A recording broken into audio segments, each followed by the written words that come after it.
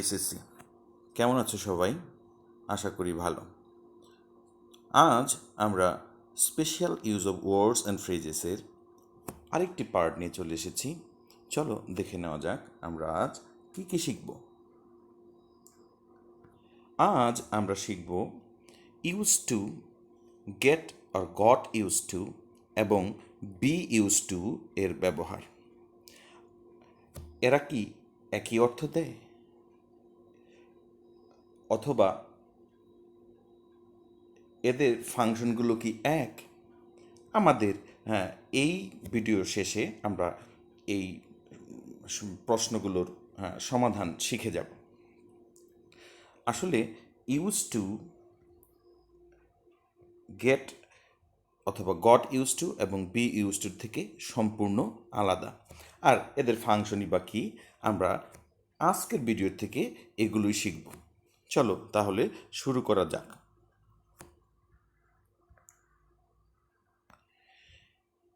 Use to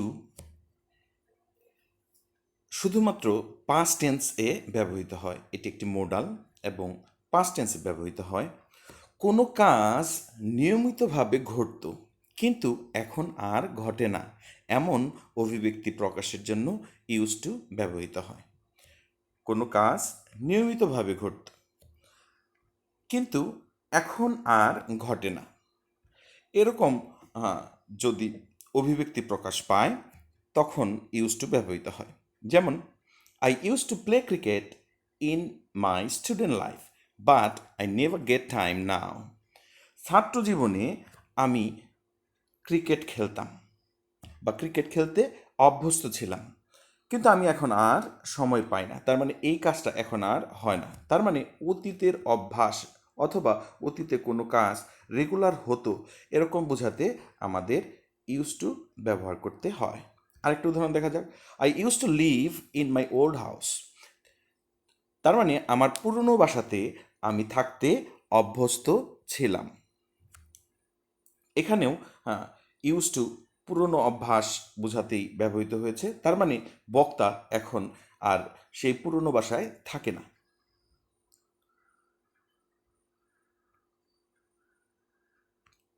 এখানে আমরা আরেকটা জিনিস শিখব।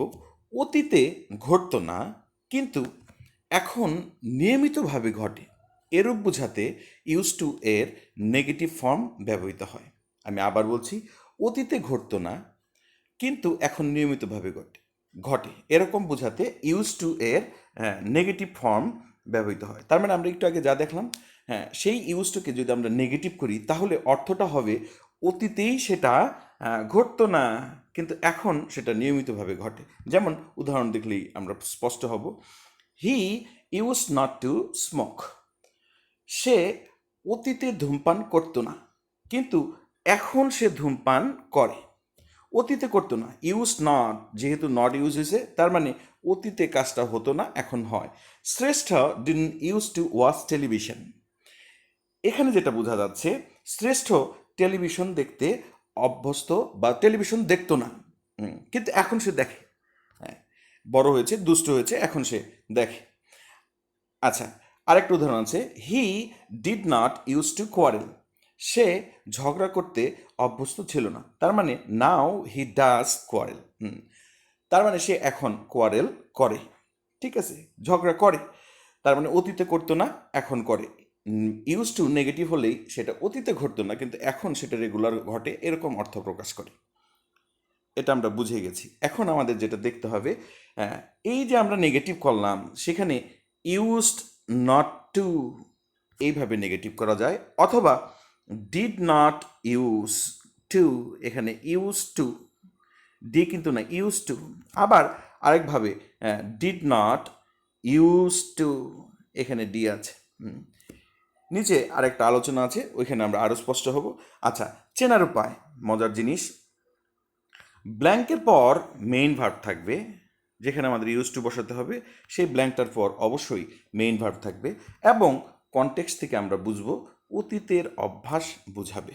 সেই ক্ষেত্রে আমাদের ইউজ টু বসাতে হবে। যেমন এক্সাম্পল দেখি, তপু ড্যাশ প্লে ক্রিকেট। এখানে ড্যাশ আছে, প্লে ক্রিকেট আছে, তার মানে বোঝা যাচ্ছে এটা কি বাহ্যিক চাপ? যে have to, has to, had to use করব? না।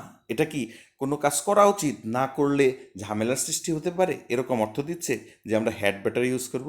অথবা দুইটা অপশনস অথবা চয়েজেস বা বিকল্প থেকে একটা বেছে নিচ্ছি যে উড রেদার ইউজ করব? না। মূল ভার্ব আছে, ওগুলো কিন্তু ইউজ হবে না।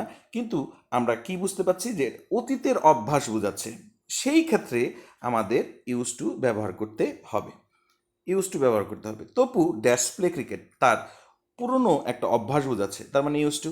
রাজা ড্যাশ টেক ড্রাগস, তার মানে সে ড্রাগস নিতে অভ্যস্ত ছিলেন, তার মানে এখানে ইউজ টু এসেছে।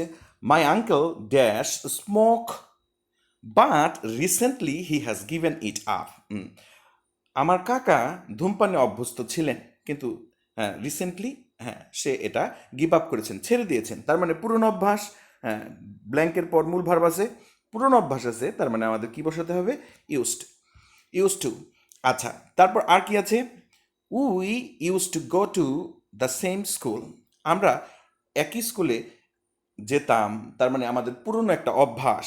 ঠিক আছে, অভ্যাস অথবা এই কাজটা রেগুলার হতো, এর জন্য মূল ভার্ব আছে এবং সামনে ব্ল্যাঙ্ক আছে, পুরনো অভ্যাস বোঝাচ্ছে, তার মানে ইউজ টু ব্যবহার করলাম।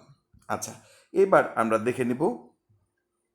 আরেকটা উদাহরণ আছে, Mandira use to have long hair when she was a child, তার মানে এই মেয়েটি শিশুকালে বড় চুল রাখত, কিন্তু এখন নিশ্চয়ই she has got hair cut, সে তার চুলগুলো হয়তো ছোট ছোট করে কেটে ফেলেছে। হ্যাঁ, পুরনো বা অতীতের কোনো কাজ ফ্রিকোয়েন্টলি হতো, সে বড় চুল রাখতো, এটা বোঝাতে এখানে মূল ভার্ব আছে, তার পূর্বে ব্ল্যাঙ্ক আছে, তার মানে আমাদের ইউজ টু ব্যবহার করতে হলো। এবার একটু আগে আমরা হিন্টস পেয়েছি, এই সেন্টেন্সগুলোকে তিনভাবে নেগেটিভ করা যায়। যেমন এই সেন্টেন্সটাকে আমরা নেগেটিভ করে দেখি, হি ইউজ টু স্মোক, এটার অর্থ কি? সে ধূমপান করতে অভ্যস্ত ছিল, মানে করত, কিন্তু এখন কিন্তু করে না। কিন্তু এটা নেগেটিভ করলে কি হবে? সে অতীতে ধূমপান করতো না, কিন্তু এখন করে। নেগেটিভ করলে কিন্তু অর্থ চেঞ্জ হয়ে যাবে। হি ইউজ টু স্মোক, এটাকে যদি আমরা নেগেটিভ করি, he used not to smoke, তখন এটার অর্থ চেঞ্জ হয়ে যাবে, অতীতেই সে ধূমপান করতো না, কিন্তু এখন করে, এরকম হবে। কিন্তু এটাকে আমরা কিভাবে নেগেটিভ করতে পারি? এই সেন্টেন্সটাই আমরা নেগেটিভ করে দেখব, অর্থ পুরো চেঞ্জ হয়ে যাবে। সেই ক্ষেত্রে যেটা হয়েছে, ইউজড নট টু এসেছে, অথবা ডিড নট ইউজড এসেছে, অথবা ডিড নট ইউজ এসেছে। এই তিনভাবে, মজার জিনিসটা খুব মজার যে তিনভাবে আমরা নেগেটিভ করতে পারি। তবে নেটিভরা এটা বেশি ইউজ করে। নেটিভ যারা, আমাদের বাংলাদেশের গ্রামারিয়ানরা বলে এই তিনভাবেই হয়, কিন্তু নেটিভ যারা তারা এটা ইউজ করে। আচ্ছা, যাই হোক, এই সেন্টেন্সকে তিনভাবে ইন্টারোগেটিভও করা যায়। যেমন হি ইউজ টু গ্যাম্বল, সে জুয়া খেলতে অভ্যস্ত ছিলেন। এটাকে যদি আমরা ইন্টারোগেটিভ করি, শুধু ইউজড সামনে নিয়ে বসালে সেটা ইন্টারোগেটিভ হয়ে গেল। অথবা ডিড হি ইউজ, এখানে ডি নেই, অথবা ডিড হি ইউজড, এখানে কিন্তু আবার ইউজড এসেছে, তার মানে এই তিনভাবে এটাকে ইন্টারোগেটিভ করা যায়। ঠিক আছে, তারপর আমরা দেখি এখন সব থেকে মজার যে জিনিসটা সেটা চলে এসেছে। আমাদের শিখতে হবে use to, get use to এবং বি ইউজ টু এর পার্থক্য। এটা জানার জন্য আমরা একটা গল্প শুরু করি। সেটা হচ্ছে, যিনি একজন আমেরিকান, কিন্তু গত 3 বছর যাবৎ সে বাংলাদেশে বসবাস করছে। প্রথম যখন সে বাংলাদেশে গাড়ি চালাতো, তখন তার খুব অসুবিধা হতো, কারণ এখানে রাস্তার ডান দিকের পরিবর্তে বাম দিকে গাড়ি চালাতে হয়। বা বাঁ দিকে বা বাম দিকে গাড়ি চালানো তার কাছে অদ্ভুত লাগতো এবং অসুবিধা হতো। বোঝাই যাচ্ছে আমেরিকান, সে আসলে ডান দিকে গাড়ি চালাতে অভ্যস্ত ছিলেন। She use to drive A car in the right side of A road. যেহেতু সে এখন বাংলাদেশে এসেছে, তার অসুবিধা হচ্ছে। যেমন এখানে লিখে রাখা হয়েছে এরকম, she was not use to driving on the left. Bangla করা আছে, সে বাঁ দিকে গাড়ি চালাতে অভ্যস্ত ছিল না। সেন্টেন্সটা এখানে ওয়াজ নট ইউজ টু এর পর ইট বসানো হয়েছে। আমাদের একটা জিনিস মনে রাখতে হবে, আমি একটু উপরে গিয়ে দেখাচ্ছি। এই ইউজ টু এটা মোডাল, এর জন্য এই টু এর পর সবসময় মূল ভার্ব বসে। কিন্তু গেট ইউজ টু এর এই টু এবং বি ইউজ টু এর এই টু, এই দুইটু কিন্তু আমাদের প্রিপোজিশন। এরপর হয় নাউন অথবা প্রোনাউন, আর ভার্ব বসলে সেটাকে আইএনজি করে জিরান্ড করতে হবে। এর জন্যই যেহেতু আমাদের এইখানে চলে আসতেছে, এখানে কি চলে এসেছে, ওয়াজ নট ইউজ টু এর পর আমরা ইট বলে এটাই বোঝানোর চেষ্টা করছি সে বাঁ দিকে গাড়ি চালাতে অভ্যস্ত ছিল না। আচ্ছা, তাহলে সে বাঁ দিকে গাড়ি চালাতে অভ্যস্ত ছিল না। তারপর কি লেখা আছে এখানে, কিন্তু আমরা নতুন ফ্রেজগুলো চলে আসতেছে। Was not use to, be use to এর ব্যবহার চলে এসেছে। বি ইউজ টুতে নেগেটিভ আসলে বুঝতে হবে ঠিক ওই পয়েন্টে সে ওই কাজটা করতে অভ্যস্ত ছিল না।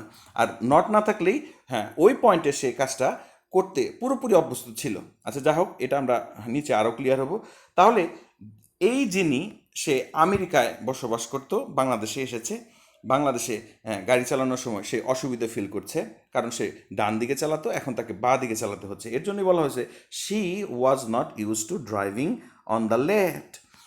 সে বাঁ দিকে গাড়ি চালাতে অভ্যস্ত ছিল না। তারপর লেখা আছে কিন্তু কিছুদিন অনুশীলনের পর বাঁ দিকে গাড়ি চালানো তার কাছে কম অদ্ভুত মনে হতো। কিছুদিন অনুশীলনের পর কি হলো, তার কাছে জিনিসটা কম অদ্ভুত মনে হতো। কম অদ্ভুত মনে হতো। তার মানে এই ক্ষেত্রে আমাদের কি ইউজ করতে হবে, she got use to driving on the left. তার মানে সে এখন এই যে নতুন সিচুয়েশন, সেটার সাথে সে কি করতেছে, সে সেটার সাথে খাপ খাওয়ানোর চেষ্টা করতেছে, মানিয়ে নেওয়ার চেষ্টা করতেছে। কিন্তু এখনও কিন্তু তার অদ্ভুত বা অসুবিধা, অদ্ভুত লাগা বা অসুবিধা কিন্তু আছে, কম। একেবারেই পারতো না, এখন সে মানিয়ে নেওয়ার চেষ্টা করছে। ঠিক এই ক্ষেত্রে আমাদের ইউজ করতে হয় গেট, অথবা যেহেতু পাস্ট গট ইউজ টু, মানে নতুন কোনো সিচুয়েশনের সাথে someone is trying to adapt two a new situation, নতুন সিচুয়েশনের সাথে সে খাপ খাওয়ানোর চেষ্টা করতেছে। পুরোপুরি অভ্যস্ত হয়নি, কিন্তু সে খাপ খাওয়ানোর চেষ্টা করতেছে, অনেকটাই সয়ে এসেছে। আচ্ছা, তারপর লেখা আছে 3 বছর পর এখন বাঁ দিকে গাড়ি চালানো তার জন্য মোটেই সমস্যা নয়। কিন্তু এভাবে যখন সে 3 বছর গাড়ি চালিয়ে ফেলছে, এখন সে বাঁ দিকেও গাড়ি চালাতে পারে। সেই ক্ষেত্রে আমরা কি বলবো, she is use to driving on the left. অর্থাৎ এখন সে বাঁ দিকে গাড়ি চালাতে পুরোপুরি অভ্যস্ত।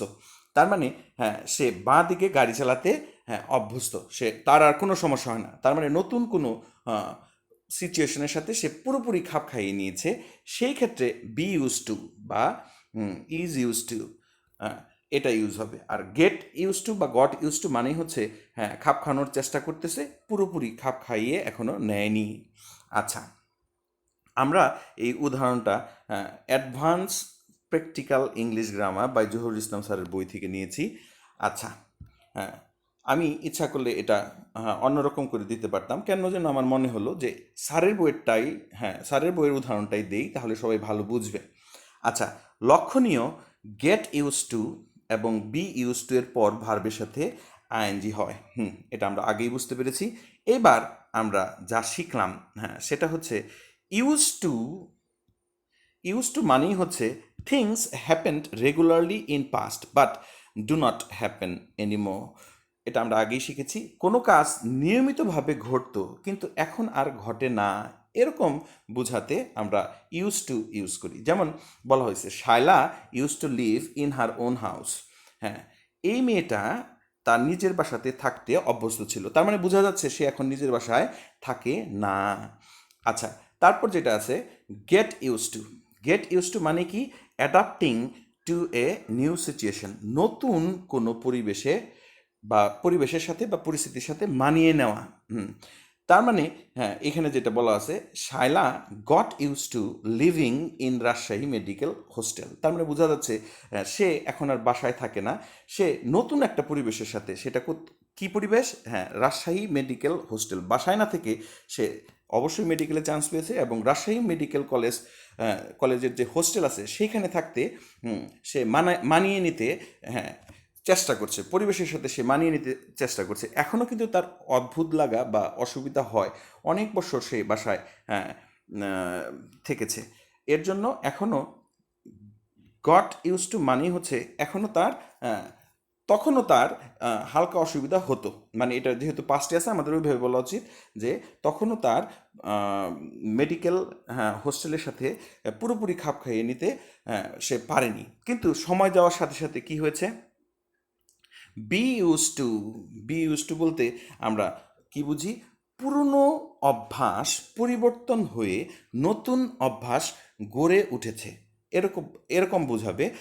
আর এটা নতুন কিছু নয়, আর এখন তার কাছে এটা নতুন কিছু নয়, সে পুরোপুরি অভ্যস্ততা গড়ে তুলেছে। যেমন বলা যাবে এখানে এটাও যদি পাশ থাকতো কোনো সমস্যা নেই, ইজ বা ওয়াজ দিয়ে আমরা বলতে পারতাম শায়লা, হ্যাঁ, ওয়াজ অথবা is use to leaving at medical hostel. তার মানে এখন সে মেডিকেল হোস্টেলে থাকতে পুরোপুরি অভ্যস্ত, সে পুরোপুরি অভ্যস্ততাটা গড়ে তুলেছে, সে পুরোপুরি অভ্যস্ত হয়ে গেছে।